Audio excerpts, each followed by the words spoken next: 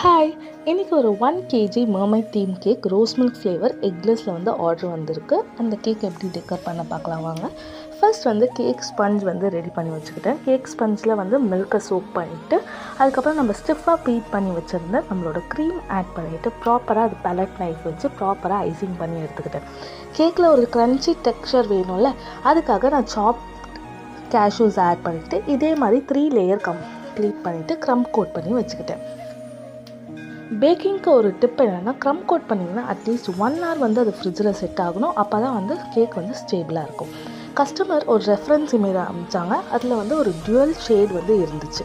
So அதே மாதிரி நான் பிங்க் அண்ட் பர்பிளில் வந்து ஐசிங் பண்ணிவிட்டு ஒரு பேலட் நைஃப் டிசைன் கொடுத்துட்டு சைடில் குட்டியாக அவங்க கேட்ட மாதிரி ரோசட் கொடுத்துட்டு கேக்கை இன்னும் பியூட்டிஃபுல்லாக காமிக்க மர்மைட்னாலே சாண்ட் தீம் தானே, சாண்டெல்லாம் வச்சுட்டு நம்ம பிரிண்டபிள் டாப்பர்ஸ் வாங்கி எல்லாத்தையும் அட்டாச் பண்ணிவிட்டு பாப்பாவோட நேம் வச்சுட்டு கேக்கை வந்து கம்ப்ளீட் பண்ணிவிட்டேன். கஸ்டமரும் அவங்களோட ஆப்பி ரிவ்யூ ஷேர் பண்ணியிருந்தாங்க. அதை நான் வீடியோட லாஸ்ட்டில் ஆட் பண்ணுறேன்.